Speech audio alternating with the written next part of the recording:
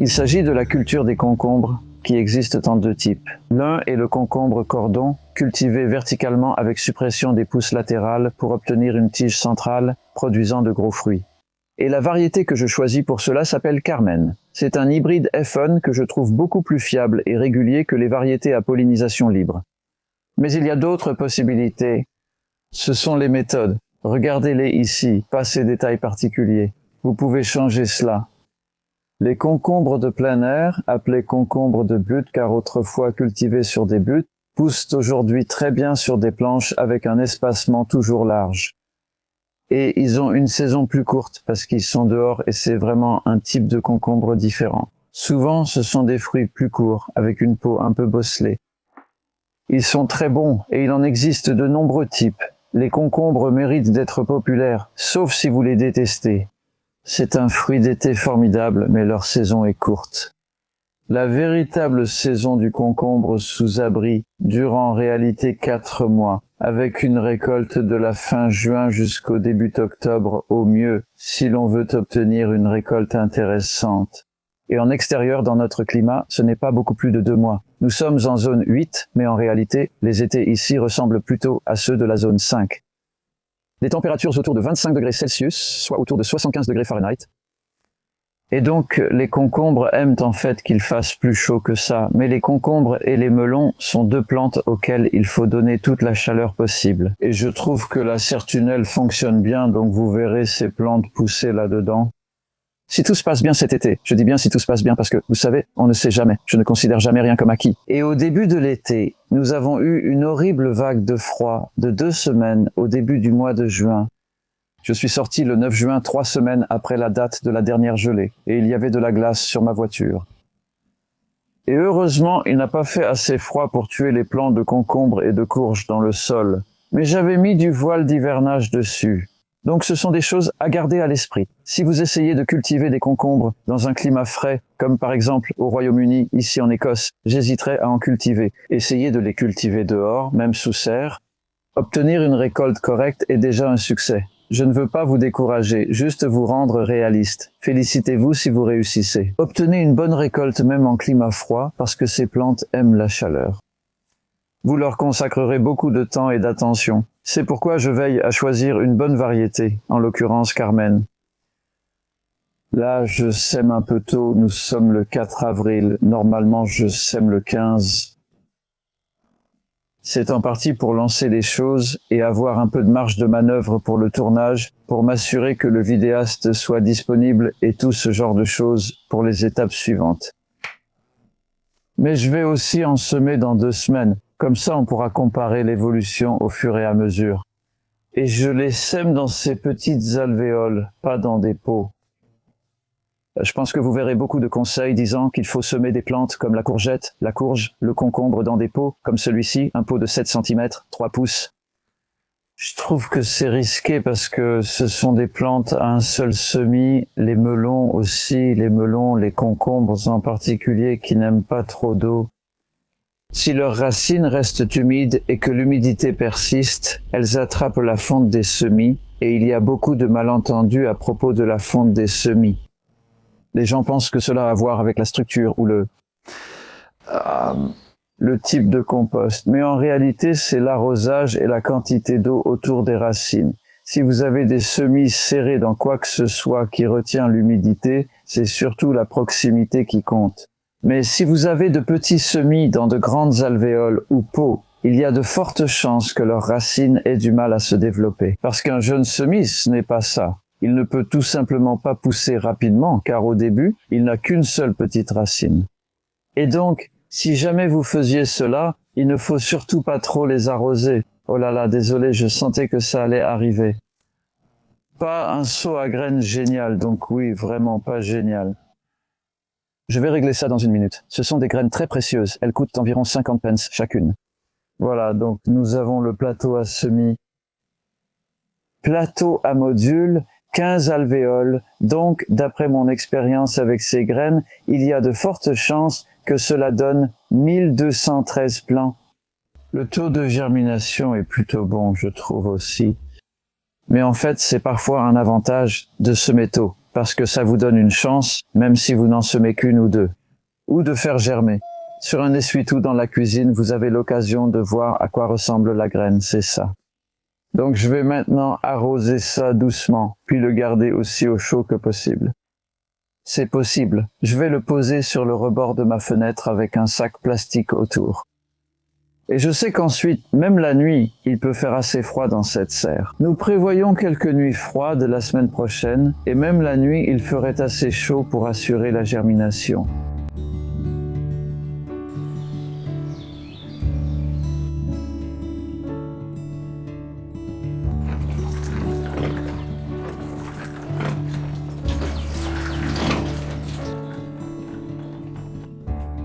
Ici, j'ai arrosé un peu trop rapidement et je n'ai pas vraiment fait flotter les graines, mais je peux les voir très clairement, ce qui n'est pas ce que je veux.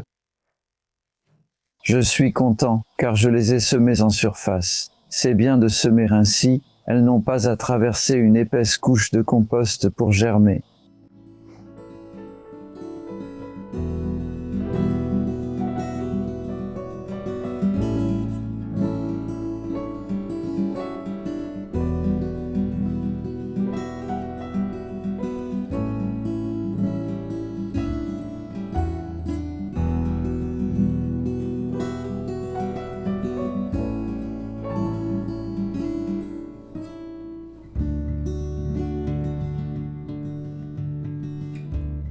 J'ai un dilemme.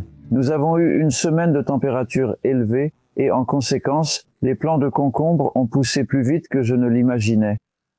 Et cela ne poserait pas de problème, sauf que les prévisions météo annoncent des nuits très froides dans les prochains jours. Je veux simplement vous montrer les options disponibles au cas où cela arriverait. Rempotez vos plantes dans un pot légèrement plus grand afin de gagner un peu de temps avant de les mettre en pleine terre.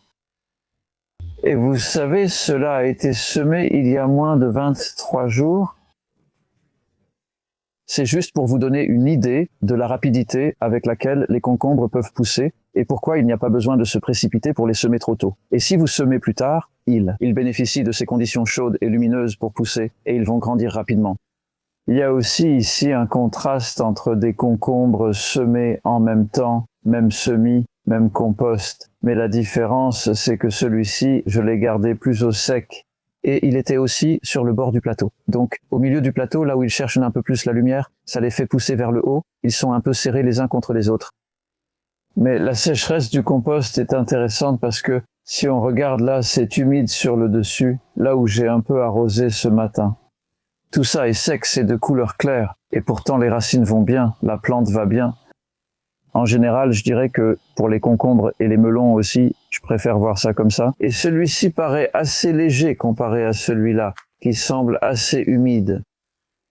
Et la différence, c'est qu'avec ces pots, le plastique ne transpire pas. Donc ils ont tendance à rester plus humides que lorsque les plantes poussent en pleine terre. Donc pour rempoter, je mets un peu de terre au fond comme ça, puis je place la plante dedans et j'ajoute encore du compost autour. Ce n'est pas une grande quantité de terreau, ce n'est pas beaucoup de temps non plus, mais on passe de ce qu'on appelle un pot de 7 cm à un pot de 9 cm.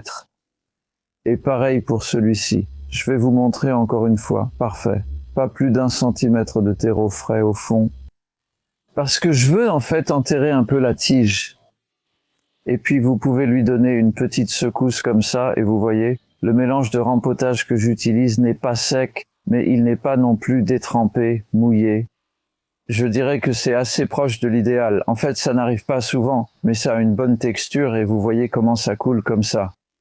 Donc ceux-ci seront maintenant prêts à être transplantés. N'importe quand dans les 10 prochains jours, je dirais que ce sera le moment de les transplanter, qui sera aux alentours du 10 mai. Je sais que c'est avant les seins de glace, mais ils seront sous tunnel plastique. Ce sont des concombres à palisser. On verra comment ils évolueront.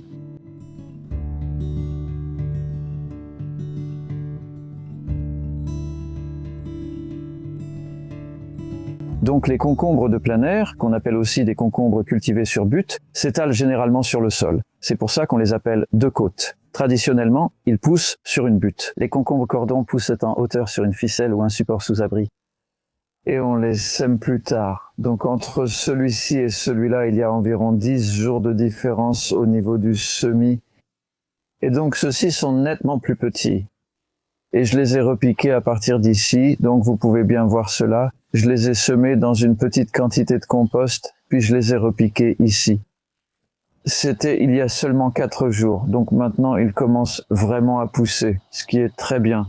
Parce que nous sommes le 2 mai et les nuits restent froides ici jusqu'au moins la mi-mai. Donc je ne veux vraiment pas les planter dehors avant probablement la fin du mois de mai en fait.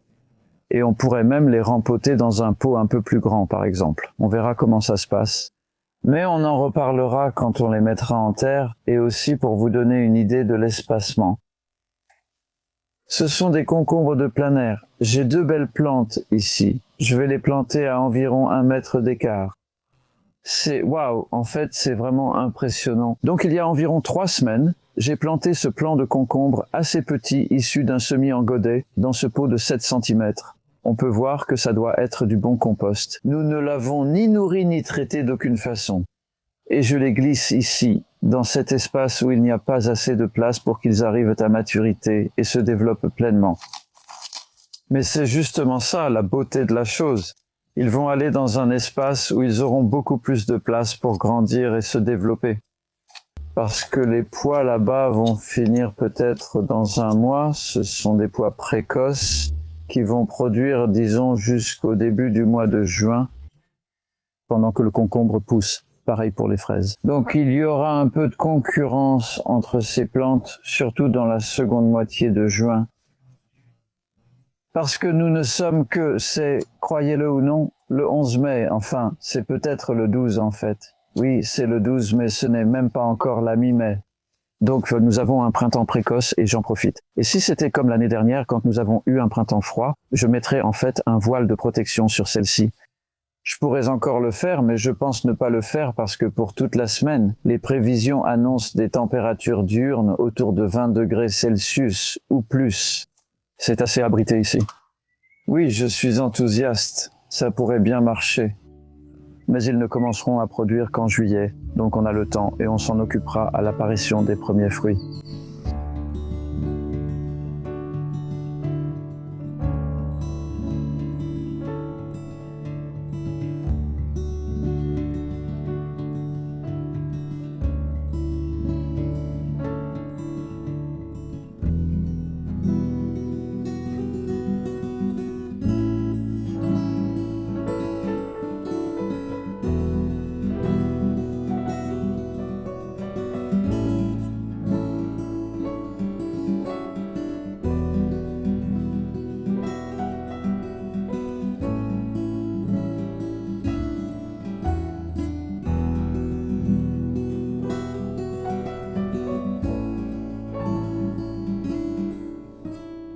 Donc ces plantes sont en place depuis 10 jours.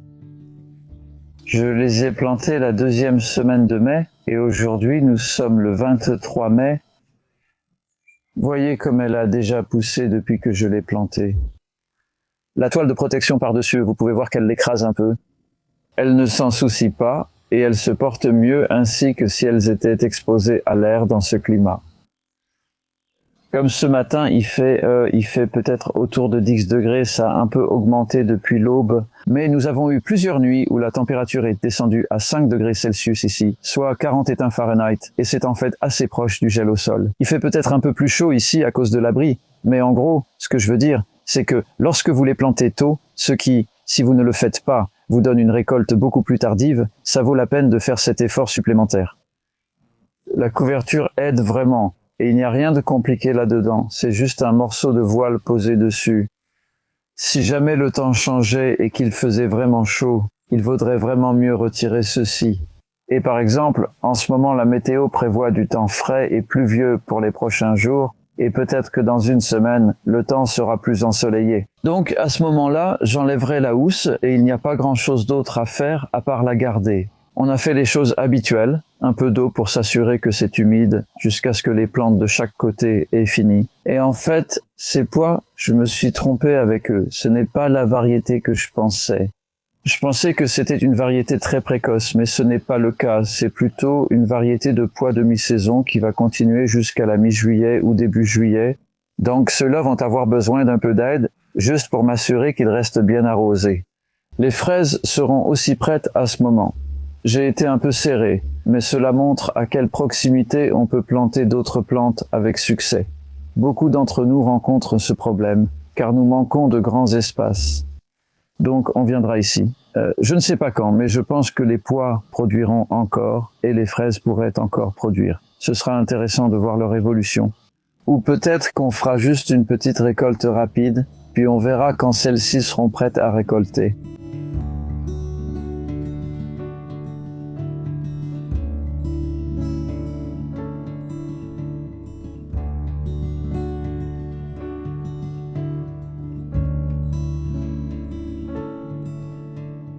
Les plants de concombre conduits en cordon, en grandissant, nécessitent une attention régulière. Ça ne prend pas très longtemps, mais celui-ci, par exemple, je n'y ai rien fait ni touché depuis environ 6 jours.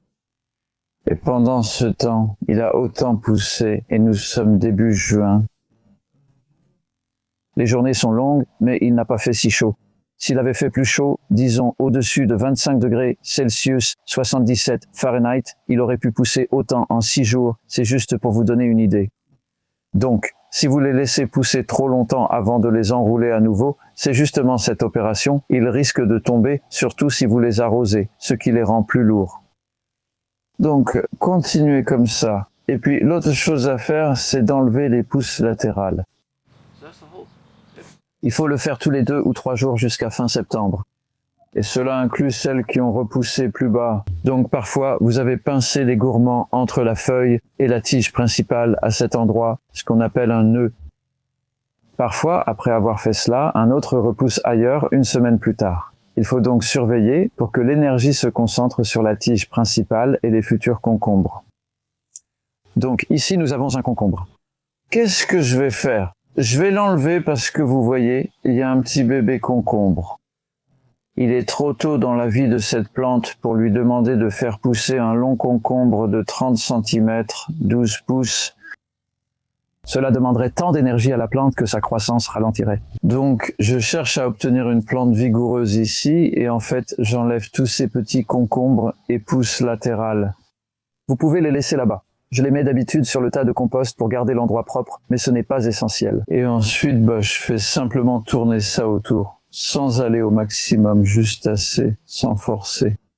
Ce que je cherche à faire, c'est simplement de continuer à le faire pousser maintenant, jusqu'à ce qu'il atteigne environ 1 mètre de haut, puis de laisser se développer le premier concombre. Parce que si vous imaginez un concombre qui se développe à partir de là et qu'il va devenir aussi long, il n'est pas très loin du sol, et cette plante sera alors grande. J'ai aussi découvert une autre façon de tailler les concombres qui est vraiment utile. Si vous laissez tous les concombres se développer à partir de ce point, vous aurez soudainement 4 ou 5 beaux concombres qui pousseront là, tandis que la plante continuera aussi à pousser vers le haut. Et ça demande énormément d'énergie, et cela freine le développement de nouveaux concombres plus hauts sur la plante. Donc, ce que vous aurez, c'est un festin suivi d'une période de disette. Oui, plein de concombres pendant 10 jours et puis, plus rien pendant 2 semaines après, parce que la plante doit se remettre. Donc, j'enlève un concombre sur 2 une fois qu'il commence à pousser. Nous verrons cela plus tard dans la vidéo. Et cela permet à la plante de continuer à produire et à pousser. Et une dernière chose, c'est l'enlèvement des feuilles à la base. Encore une fois, ce n'est pas obligatoire. J'ai constaté que cela fonctionne bien cependant. Je ne sais pas si vous pouvez voir la différence de couleur des feuilles ici et comment celle-ci jaunit sur les bords. Et celle-ci est juste grande et globalement verte. Et donc, à la base de la plante, il y en a généralement 1 ou 2. À mesure qu'elles grossissent, vous voudrez peut-être utiliser un couteau. Il y en a généralement 1 ou 2 qui commencent à paraître un peu fanées. Un des avantages de les retirer est une meilleure aération dans la culture. Un peu moins de mildiou qui n'est pas vraiment critique, c'est surtout du mildiou le blanc, l'oïdium. Je ne m'inquiète pas, ce n'est pas grave pour la plante. Le mildiou noir ferait ça, mais il apparaît généralement en fin d'été. Maintenant, il s'agit juste d'entretien régulier. il ne devrait pas y avoir de soucis. Et pour l'arrosage, j'arrose ici 2 fois par semaine en été tempéré. On a environ 22 degrés, soit 72 Fahrenheit. Dehors, il peut faire 30 degrés Celsius, soit 86 Fahrenheit ici. S'il faisait plus chaud, j'arroserais tous les 2 jours. Vous voyez comment ça se passe. Mais arroser peut-être moins souvent, mais un peu plus à chaque fois.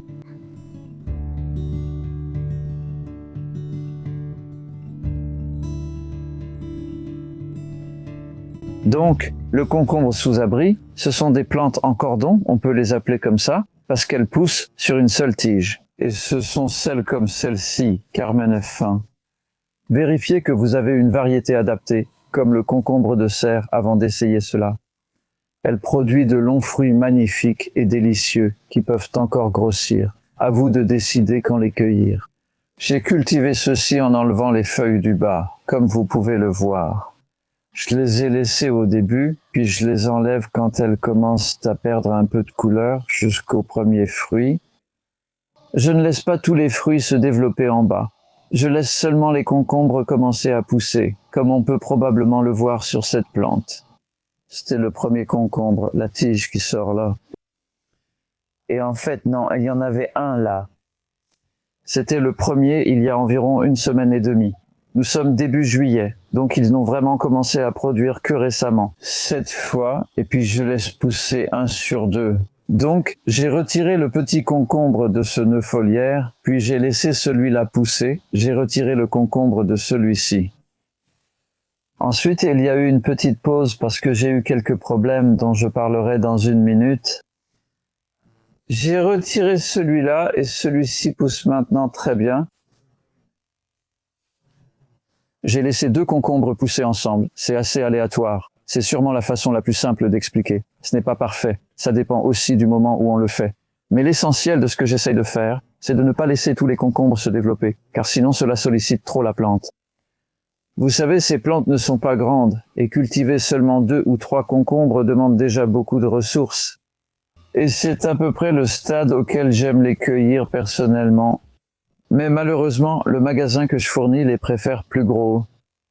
Avec les concombres hydroponiques, on leur apporte beaucoup de nutriments, ce qui permet d'en obtenir de très gros très facilement. En bio, c'est plus difficile pour la plante.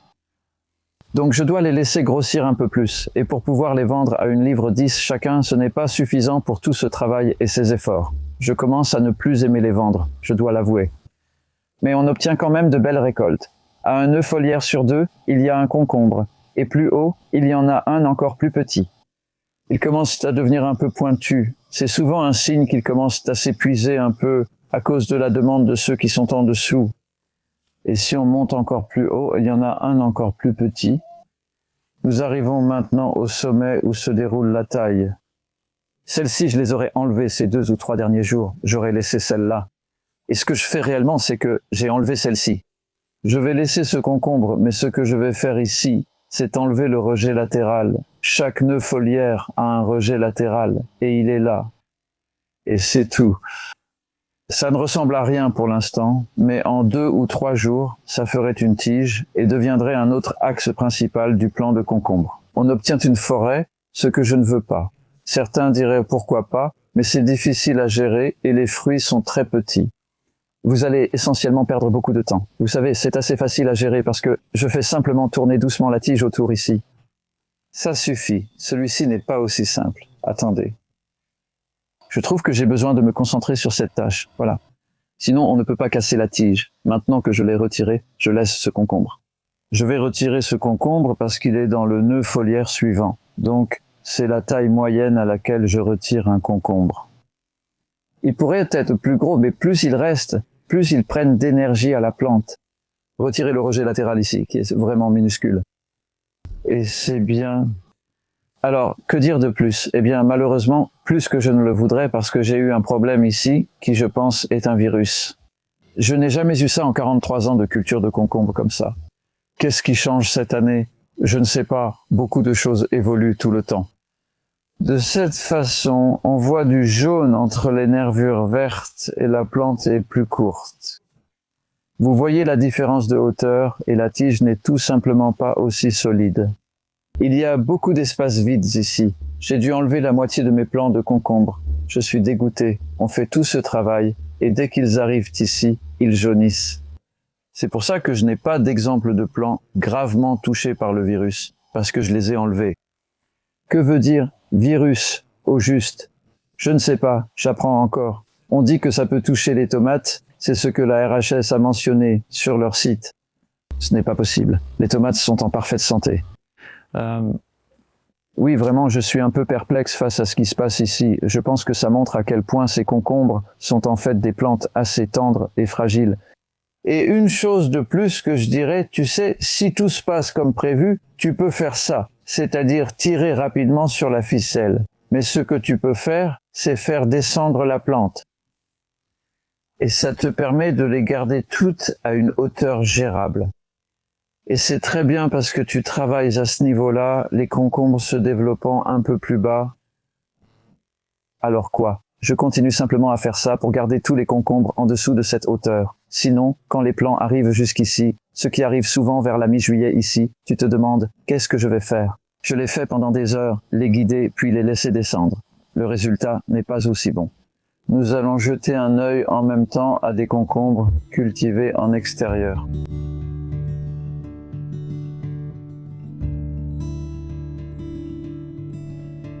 Ces plantes se développent bien désormais. Regardez cette belle croissance. Et elles ont vraiment eu plus d'espace tout récemment. Jusqu'à il y a 6 jours, il y avait les pois grimpants, ici.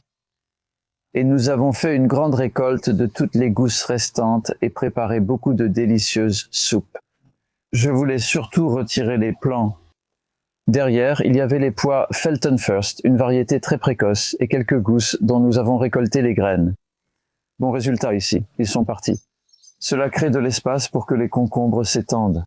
Pareil de ce côté. Ce matin encore, il y avait des fraisiers Florence, dont nous avons eu des kilos de fruits, pour être honnête. Une saison de fraises exceptionnelle grâce à ce soleil. Mais elles arrivent à la fin, alors on les coupe, on met du compost dessus, et elles sont prêtes pour l'année suivante. Mais en attendant, celles-ci pourraient profiter de cet espace libre car elles ne seront là que pour quelques mois. Et avec le temps, elles seront en fait recouvertes de feuilles de fraisier car les fraisiers vont pousser assez rapidement. Mais je vais bien arroser. Je suis un peu inquiet concernant la situation de l'eau ici. Des arbres et une haie absorbent un peu l'humidité du parterre. Je sens juste à quel point le sol est sec. Il y a de l'humidité, mais pas beaucoup en fait. Je vais arroser cet après-midi ou ce soir. Pas seulement autour de la base de la plante ou des racines qui sont ici. Oui, c'est assez humide, assez mouillé, je veux dire. Mais en général, parce que ces plantes vont s'enraciner dans une partie de la terre environnante. Ensuite, je vais dégager un peu les feuilles. J'aime juste faire ça. Ça éloigne les limaces. Et plus que tout, ça aide à trouver les concombres parce qu'ils se cachent souvent. Ce que vous voyez ici est un peu anormal, surtout qu'on vient de les étaler et que les concombres sont bien visibles. Là, par exemple, il y en a un. Comment savoir quand ils sont prêts? Eh bien, c'est en partie votre choix. Mais avec chaque variété, il y a des différences, et elles seront toutes différentes. Les vôtres ne ressembleront peut-être pas à ceux-ci. Certaines sont normales, d'autres non. C'est quand ils commencent à gonfler suffisamment pour perdre un peu de leur couleur verte et que vous voyez un peu de jaune apparaître. C'est certainement un signe.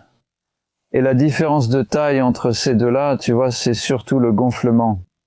Tu pourrais le récolter, il est comestible.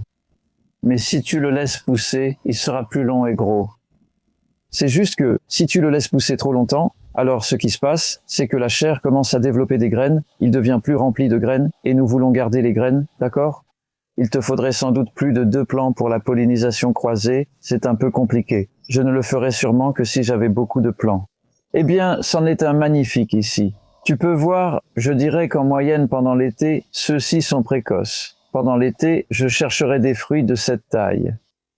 Et en fait, personnellement, j'aime bien enlever un peu de la peau, mais pas vraiment avec un couteau. Tu peux utiliser un économe parce que c'est comestible, mais c'est assez dur. C'est un peu à toi de voir. Mais pour en manger l'été, c'est un encas fantastique. Si on maintient la zone arrosée, on ajoute un peu de compost maison dessus. Regarde comme c'est sec. Ce n'est pas grave. Quand il pleut, il y a de l'eau et les microbes, d'abord dormants, reviennent à la vie. On peut dire que c'est un paillis vivant. Et cette pluie peut alors pénétrer dans le sol à travers ce paillis. Tu sais, le foin et la paille peuvent sembler intéressants pour retenir l'humidité. Tu pourrais faire ça. Dans un été normal, ici, ça voudrait dire des limaces. Mais plus que ça, tu sais, si c'est un peu épais, la pluie ne peut pas passer si tu as une petite averse. Je pense vraiment que ceci, même si ça a l'air sec en ce moment, est un excellent paillis. Et puis, à l'automne, tout sera humide et magnifique, fertile. Et d'ici l'automne, elles couvriront sans doute la majeure partie de la zone. On devrait avoir beaucoup de fruits si on arrose assez. Comment sais-tu ce qui suffit? Va voir l'après-midi, par une journée lumineuse et venteuse comme aujourd'hui. Et si tu vois beaucoup de feuilles se flétrir, c'est un signe qu'il faut arroser. Ce n'est pas que les plantes vont mourir. Les feuilles flétries survivent généralement, mais elles ne peuvent pas pousser. Donc si tu veux une croissance régulière, je vais probablement les arroser. Ça pourrait être tous les 2 jours en ce moment parce que c'est le milieu de l'été avec un soleil très intense. Voilà.